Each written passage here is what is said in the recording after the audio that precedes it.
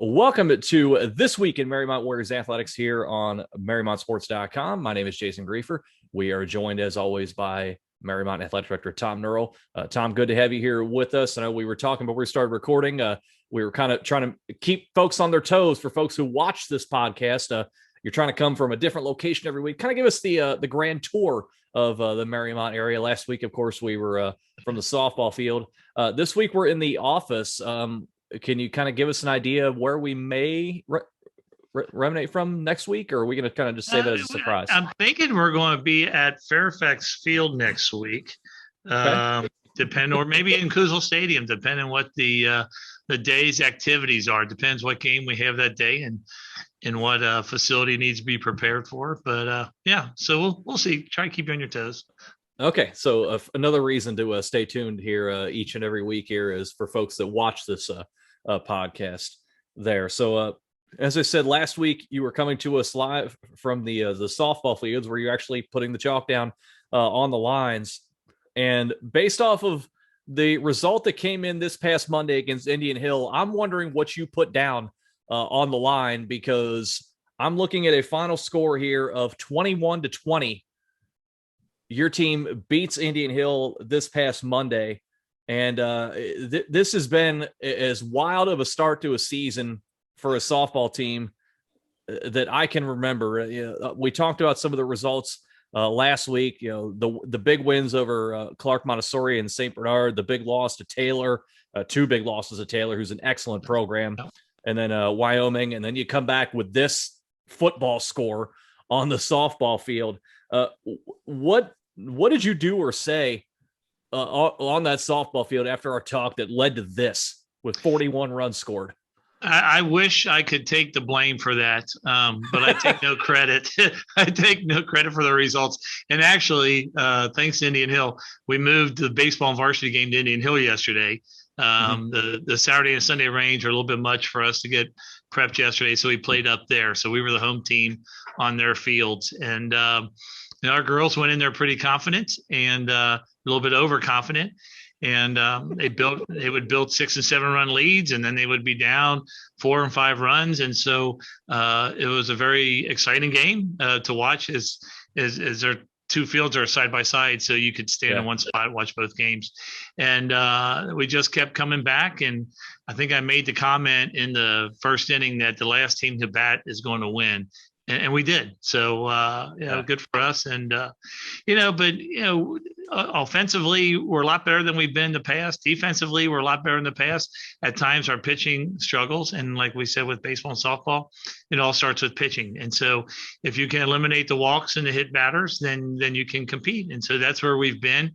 Playing Wyoming, and they've been a team that we've competed with. And, at times, just to see them not take their foot off the gas when we played on Friday is a sign that, hey, there's some respect there, that they think this team can come back.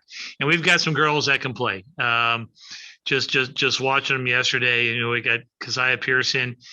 She's hitting 375. We've got Bella Mason. Bella comes up, shoots one by the shortstop. It skips by the center fielder, and she's just scooting all around the bases. And then Sophie Sante, taking up pitching this year and hitting 429 as well. So we've got some girls that can play. We've got some girls that are relatively new to the game, like Ann Gilbertson, who's hitting the 300s and hits the ball hard. So yeah, there's a lot of bright lights there.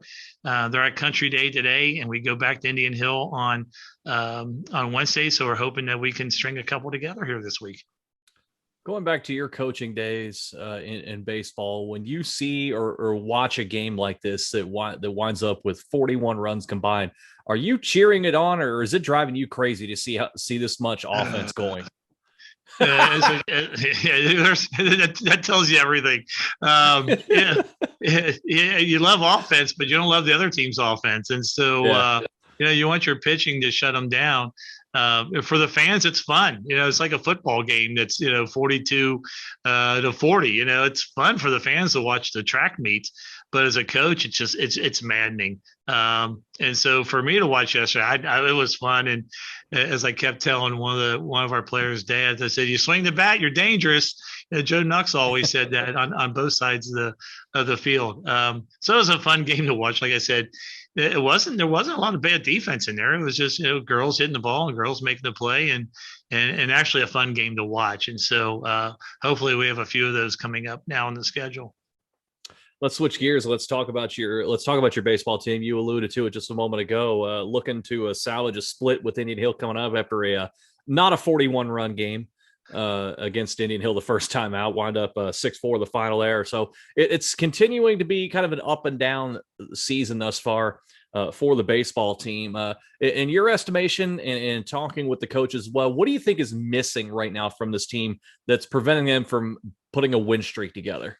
Yeah, we're just missing that one knock at the right time, that one break at the right time, that one clutch hit, I guess. I mean, we have 3 league losses by a total of 4 runs. And one of the dads made a comment about, we got to get this game or we're out of the hunt. And I go, really? Because we lost 2 close games to Taylor. This is a close one here.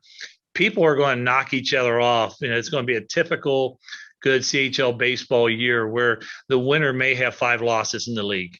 And that's a real possibility. We'll just get our 5 out of the way real quick, and then we'll tie for the league with everything else. But, a typical knockdown, drag out CHL year, the league champ has 5 losses out of 14 games. That's a real possibility. And our bats are starting to hit. We're starting to get some guys come through with hitting, just not that key hit. Bases loaded. We get 1 run in. I guess we got 3 runs in yesterday, and we saw bases loaded, nobody out, top of the order, and we don't get any more runs that inning. So again, just that key hit, and tip your hat to Indian Hill. They made the plays as well. Their pitcher made the pitches. Our pitchers made the pitches. It was a good ball game, but you want to get that win where you can break through, where your guys get that confidence of, hey, I can knock the ball through here. I can get this run home. You saw a lack of that with the Reds in Arizona, and you saw the confidence with the Reds last night with Winker and Votto. So it happens on the big league level, happens on every level. Part of that's just baseball. To give fans perspective right now, yeah, you're 0-3 in the league, and you've been outscored in those 3 games 9-5.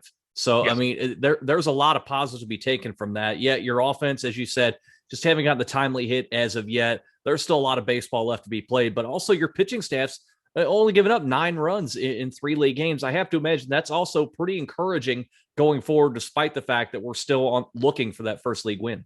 Yeah, that's true. And and in the way the CHL plays, you can't save your ace for the big games. I mean, you throw your ace in one of those games if the timing works out, and you get your number 2 the next game. And so, some of the losses, I think Friday's game, and there was another game earlier.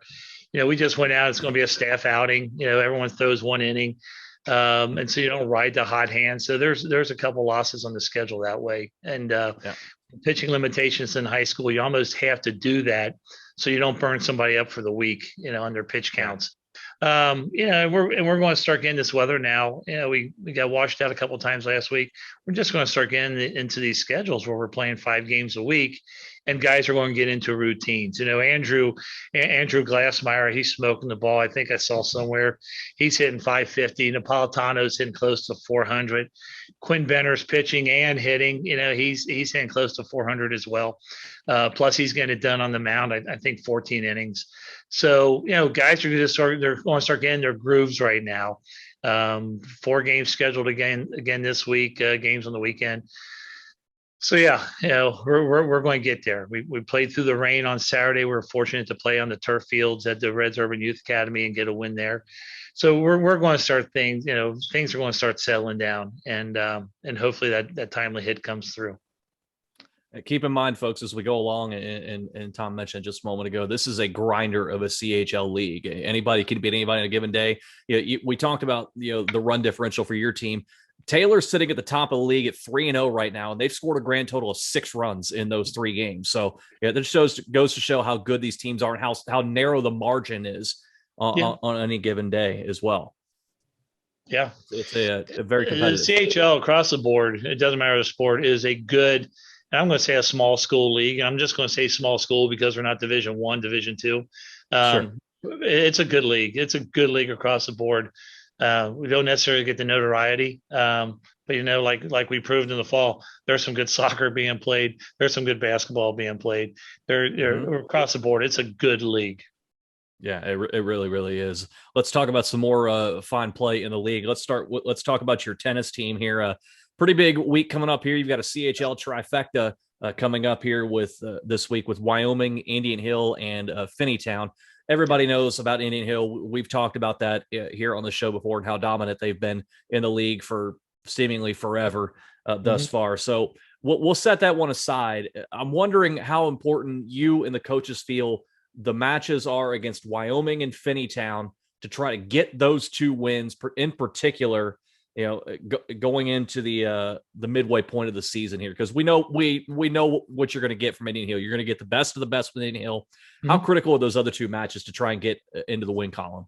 We're 5-1. We lost to West Claremont last week, and so 1, get back into the win column, but 2, when we play in Indian Hill, we're going to measure up and see where we are and see how we match against them. But with Wyoming and Finneytown, that's a big breakthrough match for us, especially Wyoming.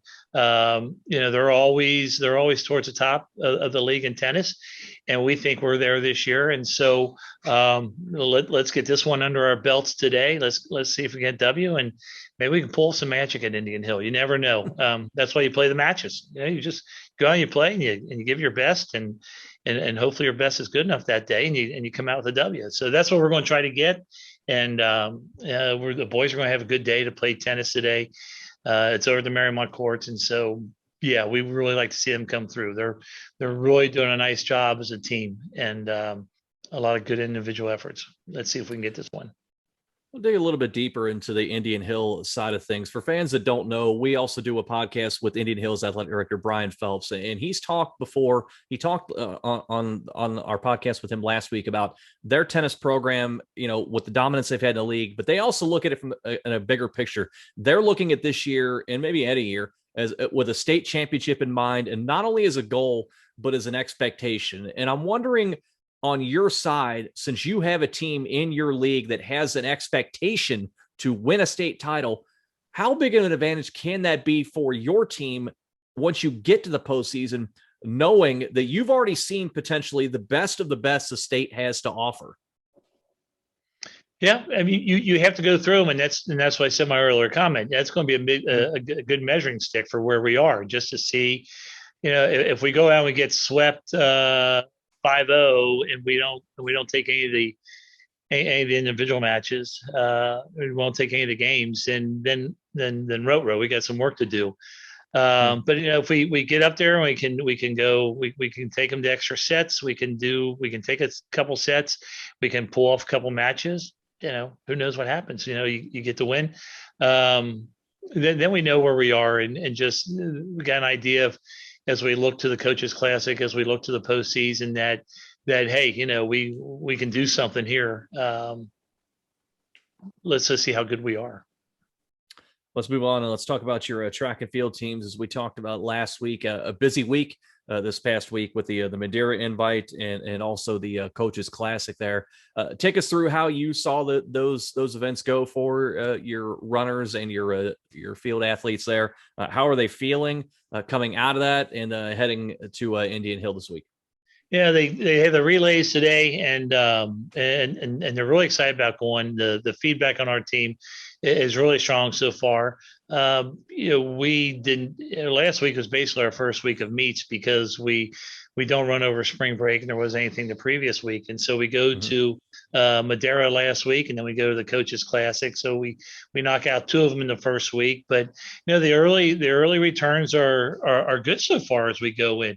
We have a very good cross country team in the fall, and they're coached by Coach Dragovich, the same coach, and Coach Holstegi, and they do a good job. But early on, you got Martin Eisenhower. He's in the 400 dash and 800-yard run. He's a distance guy. Bennett Turan in the 1600 to 3200. Henry Buck, again, another cross country guy in the 1600.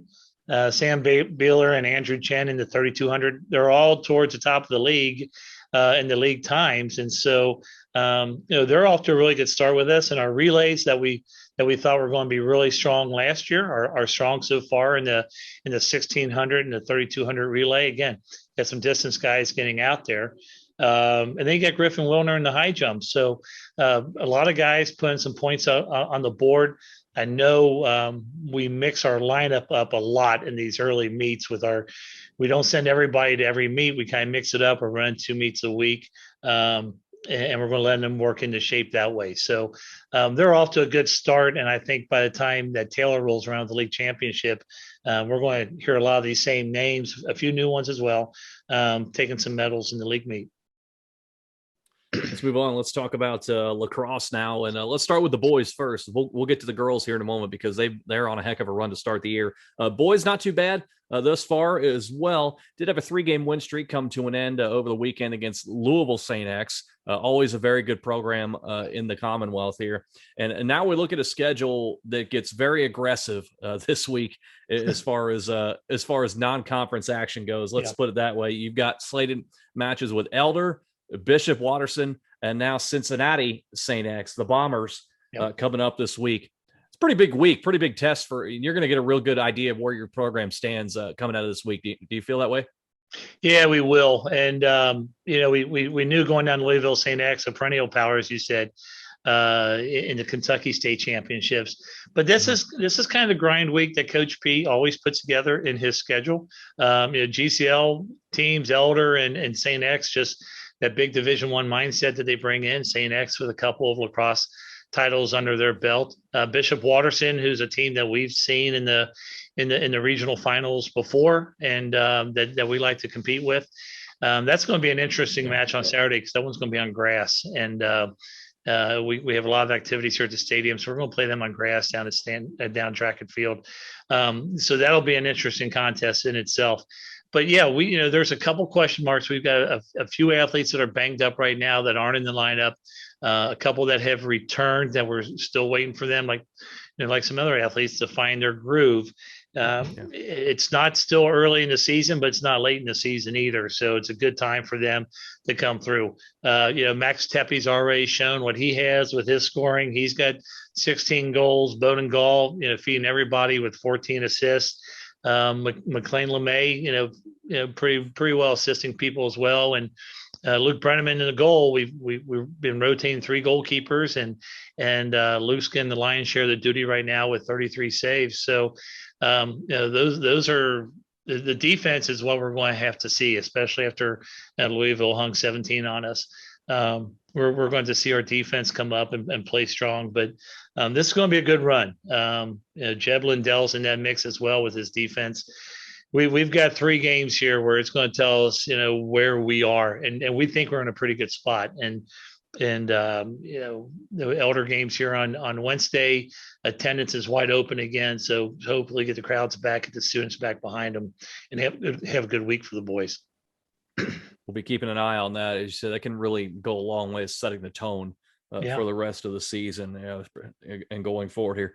Over on the girls' side, they have found quite a rhythm here as of late. They've won 3 straight and done so by a combined scoring margin of 56-5.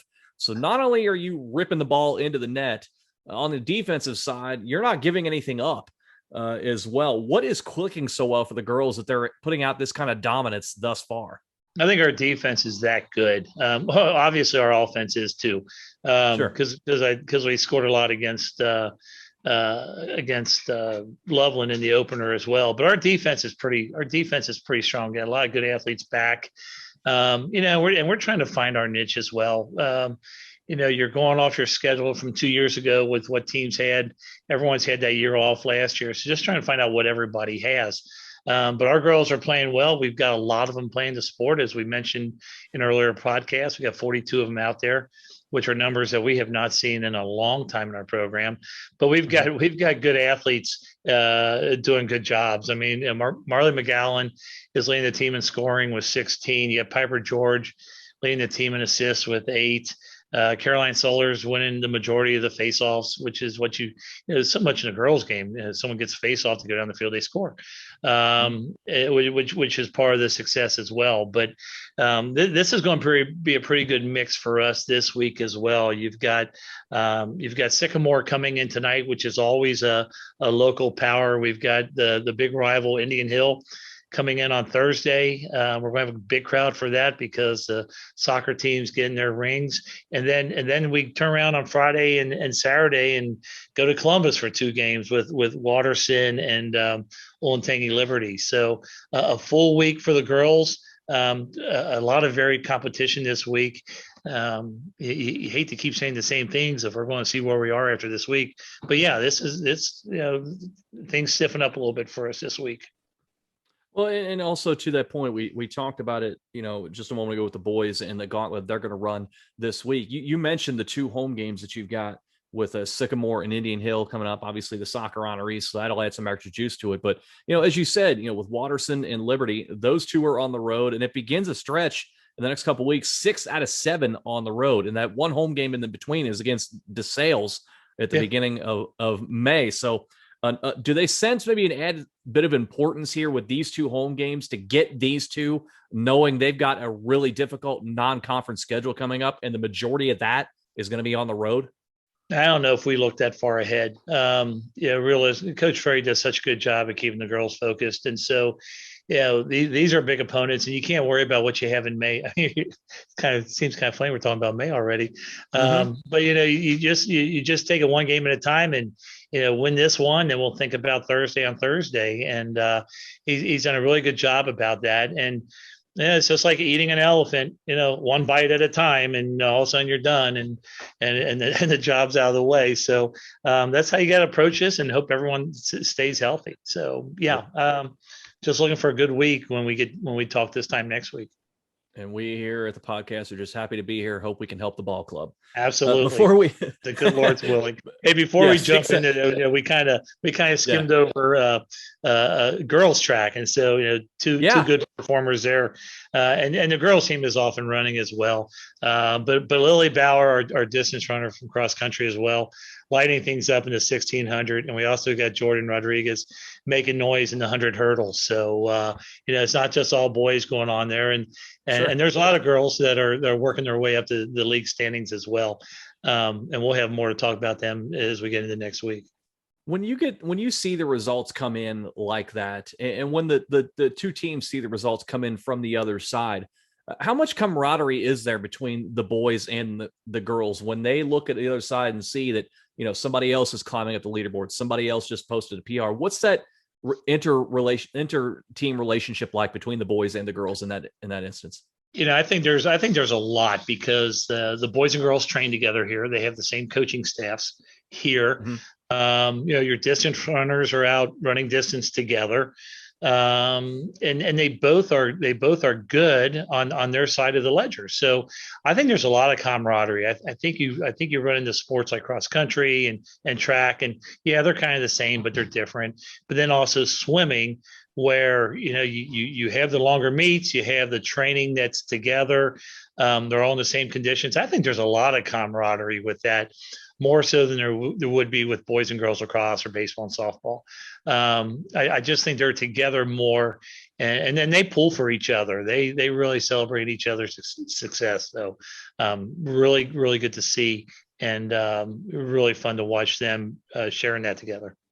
It's an underrated part of high school sports, is that camaraderie that you get not only within one team, but across the lines there. Between the boys and the girls, and different sports and different disciplines as well. That's why I wanted to get your thoughts on that, because it is an important aspect that not everybody always thinks about, because we always just look at about, between the lines, A, B, C, D, going from here to there, and trying to, maybe overanalyze things at work, because we're now in a sabermetrics type of era, and seemingly everything that we do. And so that sometimes that human element sometimes gets lost there, but that's why I wanted to bring that up. We also get tied into attendance at games, and about, who's going to this game or who's going to that game, or they show out for this. But also a lot of it's the timing of the games as well. Basketball, football is easy because it's Friday night a lot of time. The girls are, like lacrosse, boys are Wednesday, Friday, and girls are Tuesday, Thursday. Just it sort of falls out for officiating or something else. Baseball, softball's tough because it's at 5 o'clock in the afternoon. Yeah. Volleyball is at 5:30, 6:30. So trying to get other kids there is always an effort. It's always difficult just because they're, you know, okay, well, you can't come to my game because you have practice, but you have to have practice to get ready for your Yeah. game. So it's difficult, and it's great to see when it does happen. How has the response been from your student body in that they are now able to actually get back out and start to attend some of these matches?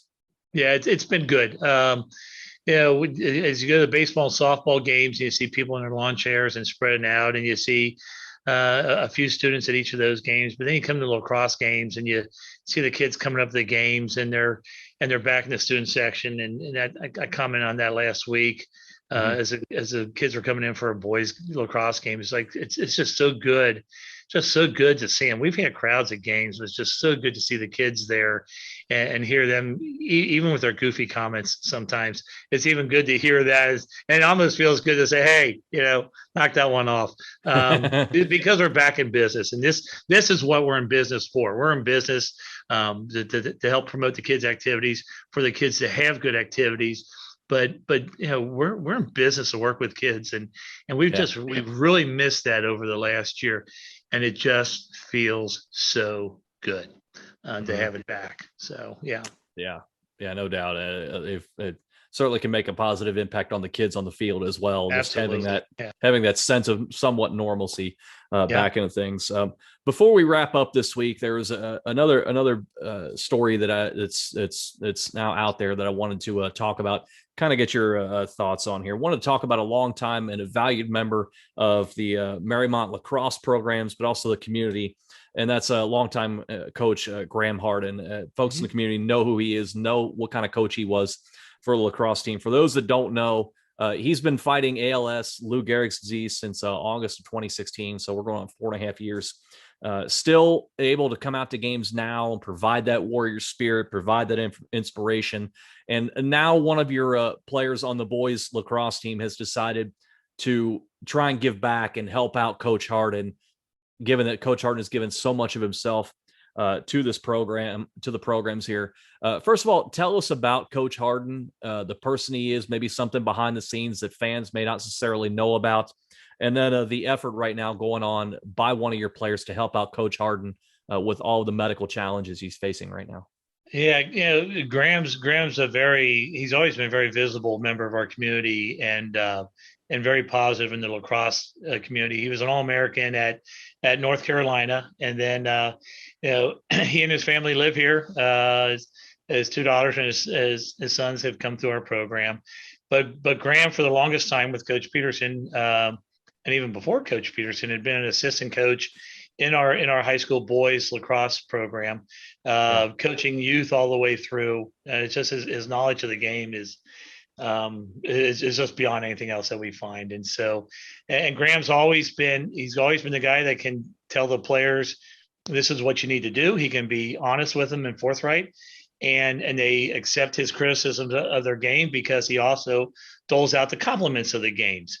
And so as Graham came down with the ALS diagnosis in 2016, and his family formed the G Force Foundation for ALS awareness, not only for his situation, but other athletes and individuals that encounter ALS.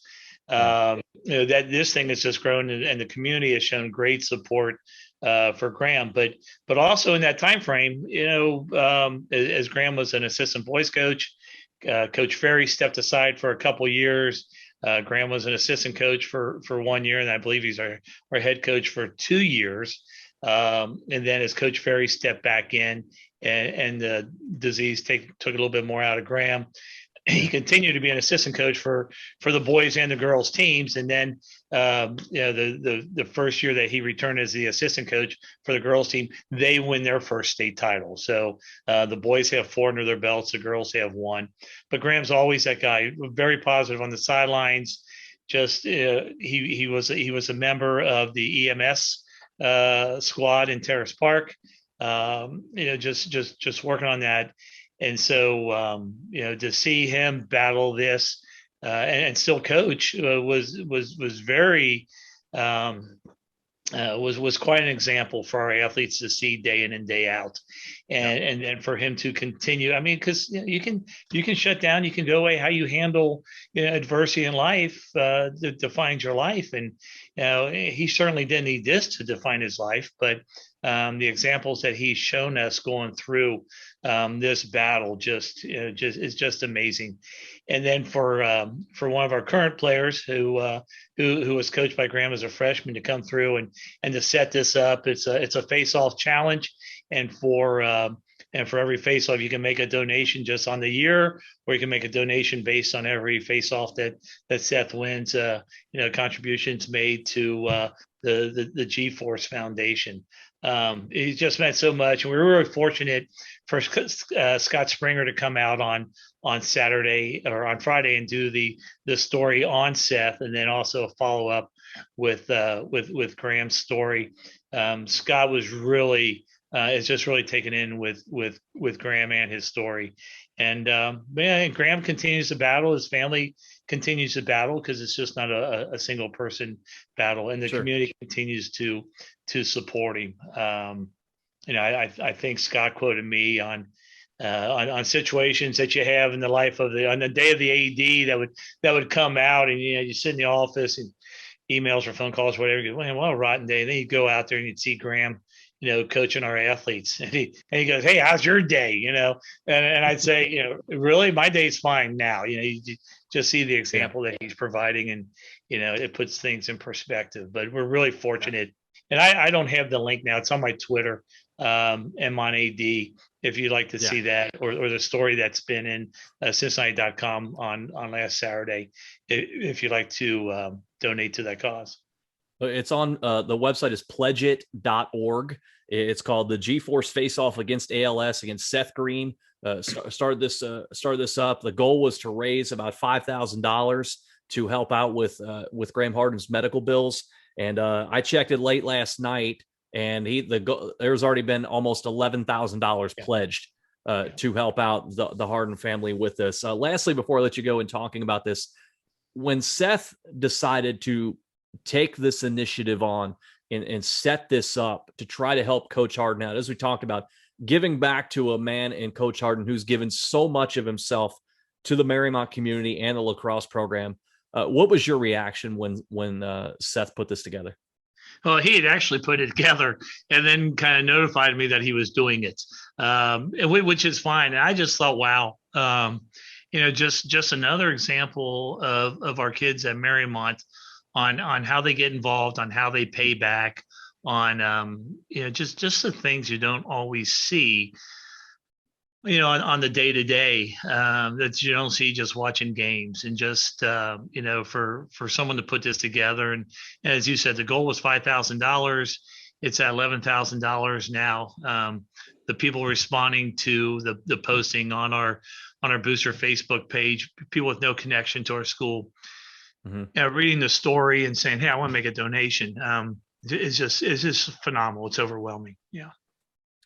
Pledgeit.org is the website. The G-Force Face-Off Against ALS. Again, you can, as Tom said, you can donate just in general, or for every face-off that Seth wins on the lacrosse field, goes towards that as well. One more thing before I let you go, a little bit, we'll end it on a more of a jovial note, so to speak there, but still a great cause that Seth's talking about there. We kind of teased last week, kind of tongue in cheek. This week we're going to name our top 5 baseball movies. We won't do all 5 here today because you're a busy man. You've got a lot of things to do. We could have a whole other podcast about that, as I said last week. Just tell me number 1 for you. Oh, number 1, the ultimate baseball movie, The Sandlot. I mean, any baseball player can identify with that. My list is pretty good, and I have to do an honorable mention list. I'm going to hit them real quick here. But The Sandlot, any baseball player, you grew up, you're playing baseball all the time, so.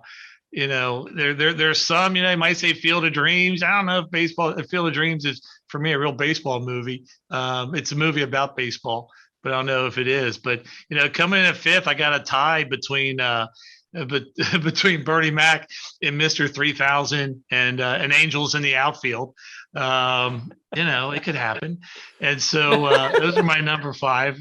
Coming in number four, I mean, Tom Selleck looks the ultimate part in Mr. Baseball, going over to Japan. And I should dedicate that to Tom Gamble because he calls everybody chief, just like Tom Selleck does in that. So number three, it's kind of about difficult with number three because it's a baseball movie. It's kind of a romance movie, but the wives and the girlfriends will watch it too, for Love of the Game with Kevin Costner. And then what was always my number one, but I had to go with The Sandlot. Maybe this one shouldn't be on a high school podcast, but Bull Durham. I mean, just just the life of a minor leaguer. When that came out. So yeah, those are them. And there's a lot of honorable mentions on my list as well, but yeah. Kids watch the television version of Bull Durham, and you'll appreciate that. I can't really put together a top five off the top of my head. I'm just going to go ahead and say it, even though it may not be the best for some of the younger group out there. My number one, hands down, is Major League. Yep. Because it for me, it can't not be. And me being a broadcaster as well, Bob Uecker, how did he not love Harry Doyle? Up in the booth there as well. All the one-liners he's had, and of course the Hall of Fame career he's had outside of the film genre, calling games for the Brewers, seemingly for forever.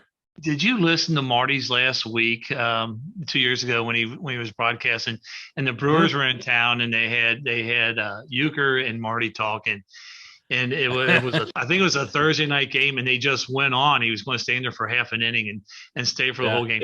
That might be like the best. That might be the best baseball conversation I think I've ever heard. Yeah, those two, with the history they've had, and certainly the way they can express themselves, let's put it that way, to say the least. There, that's a Radio Hall of Fame type of broadcast there as well from Marty Brennaman, and of course Bob Uecker as well. So we'll end it there this week. Tune in next week. We'll probably think of some other top five lists. Who knows what we'll do next week? Yeah, we'll figure it out. I can't find it. Yeah. The post show won't happen here today either. And also, folks, stay tuned next week also as we continue our to answer the never-ending question: where in the world is Tom Nurl? We'll find that out next week as well. Tom, great conversation this week. Really enjoyed it. Great. Appreciate it. We'll see everyone next week. That is Tom Nurl, athletic director at Marymount High School, joining us here at MarymountSports.com for This Week in Marymount Warriors Athletics, presented by ESP Media and Sidearm Sports.